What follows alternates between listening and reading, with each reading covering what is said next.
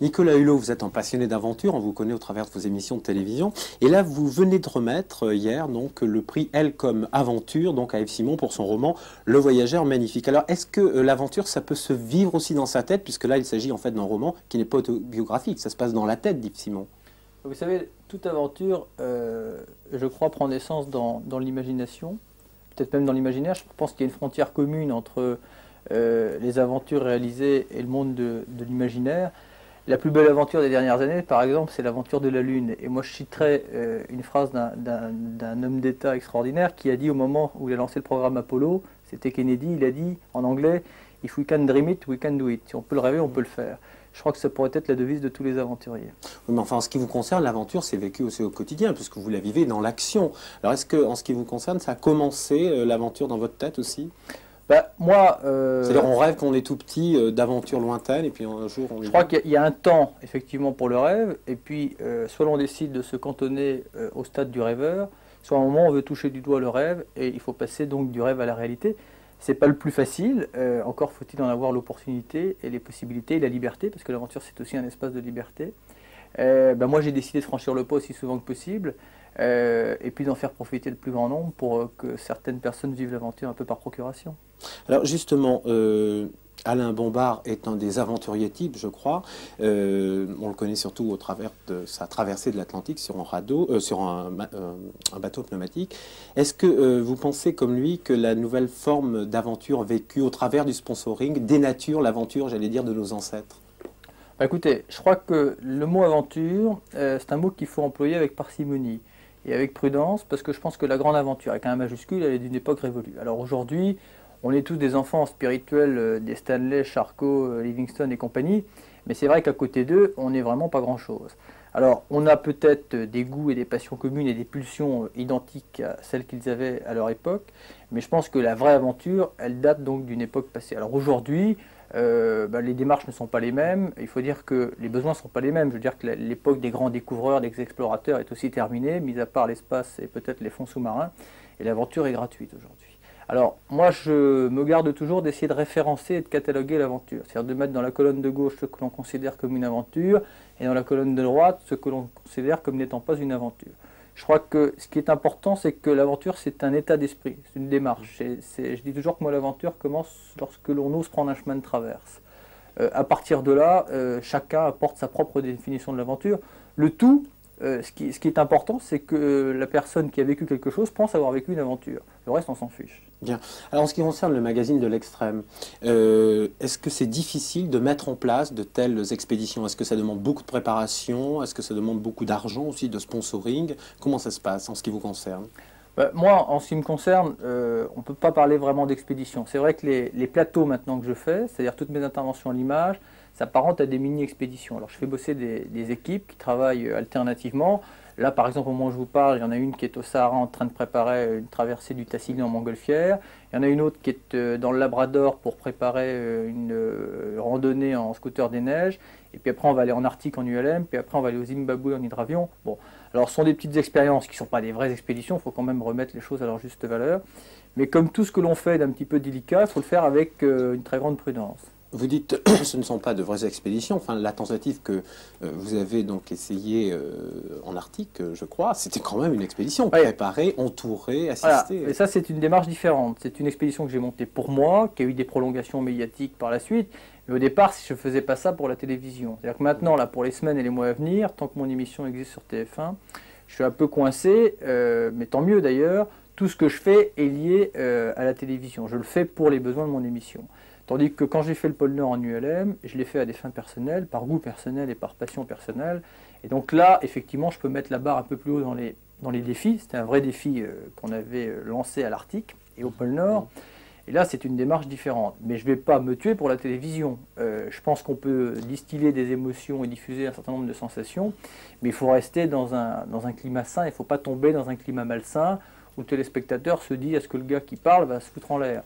Moi, ce n'est pas du tout ce qui m'intéresse. D'ailleurs, je ne pense pas que les gens me voient comme ça. les gens s'identifient un peu à moi parce que je disais tout à l'heure, je leur fais vivre des émotions par procuration. C'est vrai, quand ils me voient aux commandes d'un ULM au-dessus de la Casamance ou bientôt au-dessus de l'Arctique. Ou sous une calotte glaciaire. Ou sous une calotte glaciaire. Bon, moi je fais 63 kilos tout mouillé, je pense pas qu'ils me prennent pour Rambo. Ils se disent, ben, c'est sympa, il le fait, il a le temps, il peut le faire. Et ils partagent mes faiblesses, mes doutes, mes maladresses et éventuellement mes joies avec moi.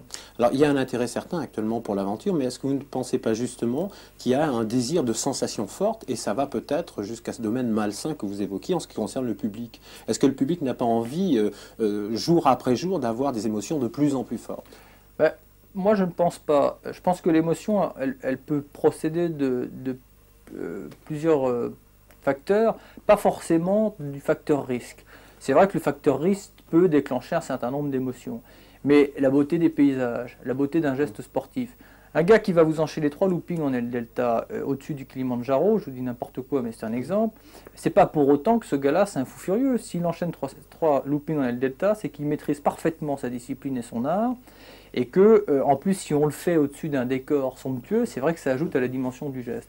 Et moi, l'une des choses à laquelle je m'attache dans l'émission, c'est justement de conjuguer un site et un geste sportif.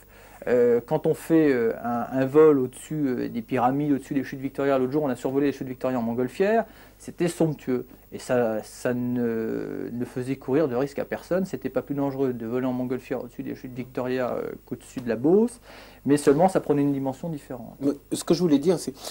Est-ce que vous ne risquez pas d'être victime de votre propre système à un moment où le public est habitué toujours à voir du spectaculaire? Le spectaculaire, on le sait, on s'y habitue, parce qu'on le voit régulièrement à la télévision. Est-ce que vous ne risquez pas d'être justement victime de ce désir frénétique et jour après jour plus grand des téléspectateurs de voir des choses de plus en plus dangereuses? Oui, mais c'est pour ça, je reviens à ce que je disais à l'instant, c'est que si vous ne faites vibrer les gens que par ce côté spectaculaire, c'est-à-dire du gars qui va sauter d'une falaise un peu plus haute que son prédécesseur, ou que le type qui va tenter un truc jamais fait et on ne sait pas trop si ça va passer, effectivement, vous allez habituer les gens à ce climat.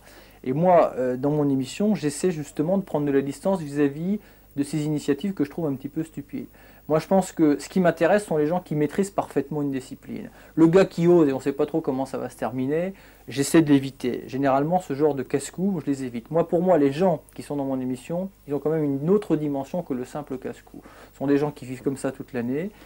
Ça procède quand même presque d'une philosophie, d'une éthique, et c'est la maîtrise d'une discipline. Alors, quand on voit, je sais pas moi, Catherine Destivelle grimper sur une falaise, pour moi, je la regarde sans me dire qu'elle va tomber. Je la regarde en me disant, cette fille est extraordinaire, elle est belle, ses gestes sont beaux, et je la regarde comme je regarde un gars jouer du violon dans un orchestre symphonique, parce que je me dis qu'elle a maîtrisé à la perfection une discipline. L'esthétique est importante. Voilà. Et puis c'est une maîtrise à la perfection d'une discipline. Il faut le voir comme ça. Catherine Destivelle, quand elle grimpe une falaise, elle ne le fait pas pour la première fois. On ne se dit pas elle va tomber, elle ne va pas tomber. En fait, on est sûr qu'elle ne va pas tomber, parce que, encore une fois, elle a atteint la perfection. Est-ce que Nicolas Hulot, dans ses aventures, a déjà eu peur, a connu le stress, je pense propre à tous les aventuriers, un jour ou l'autre? Vous savez, je crois qu'il faut se méfier des gens qui ne connaissent pas la peur. Moi, la peur, je la connais en permanence. Alors, il ne faut pas que ça soit une peur castratrice, il ne faut pas que ça soit une peur panique, mais la peur, c'est la meilleure protectrice. Moi, j'évite les gens qui ne la connaissent pas, parce que ceux-là, ils sont sur une liste et tôt ou tard, il leur arrivera un pépin. Je ne dis pas que moi, il ne m'arrivera rien, mais en tout cas, la peur rend lucide. Et ça, c'est important. Alors moi, j'ai peur tout le temps. Vous avez un souvenir particulier, une peur très particulière liée à une de ces aventures? Moi, il m'a été donné souvent l'occasion d'avoir des peurs un peu plus violentes que d'autres. Moi, je me souviens de la peur la plus forte que j'ai eue. Ça va paraître un peu rigolo de raconter ça ici, mais, parce que ça peut paraître même incroyable. Mais un jour, je descendais les Zambèzes en canoë. C'était une expédition que j'avais montée entre le Botswana et le Mozambique à travers le Zimbabwe. J'avais fait 1200 km en canoë, sans armes. Je précise parce qu'on a une plus grande humilité vis-à-vis des animaux quand on n'a pas d'armes. On les regarde différemment. Et à un moment, mon canoë, alors que j'étais en train de me laisser dériver par le courant du fleuve, s'est fait soulever par 2 hippopotames. Bon, ça fait partie des moments dont je me souviens parce que les gens qui m'ont regardé à cet instant m'ont dit que je ne devais pas être le seul, on était liquéfiés. On était vraiment morts de peur, au point qu'on était incapable de faire le moindre geste. Ça fait partie des peurs dont je me souviens. Puis il y a des peurs qu'on maîtrise, parce que ça c'est une peur panique, je veux dire que vous êtes surpris par quelque chose, et il y a la peur avant d'oser faire quelque chose. Moi je me souviens une fois dans la seconde tentative du pôle Nord, celle qu'on a réussi, on avait préparé un axe de piste sur la glace pour décoller, On avait travaillé 3 jours consécutifs pour couper toutes les crêtes de glace. Et au moment où on s'apprête à décoller, on s'aperçoit que la glace s'était fracturée et qu'il y avait une fracture d'eau libre au milieu de l'axe de piste. Bon, eh ben on a quand même décidé de décoller, on a mis les gaz à fond et puis on s'est dit on verra bien si avant l'eau, en tirant le manche, ça décolle ou pas. Bon, ben ça a peut-être duré 30 secondes, mais ces 30 secondes-là, on suit à grosses gouttes en dépit des moins 40 qu'il y a dans le cockpit et on a une vraie peur. Quelle est votre prochaine aventure? Il y a des aventures qui seront liées un petit peu à l'émission.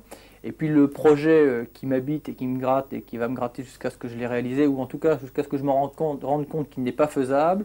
Et je voudrais partir sur les traces d'un fantastique aventurier qui s'appelait Nobile, qui était un ingénieur et général italien qui avait traversé l'Arctique en ballon dirigeable. Alors actuellement, j'aimerais bien un petit peu suivre son vol, comme j'avais suivi en ULM le vol de Bird, qui avait été le premier à survoler le pôle Nord en avion. Et je suis en train de voir si la technologie d'aujourd'hui nous permet de reconstruire un dirigeable pour traverser l'Arctique. Je vous remercie.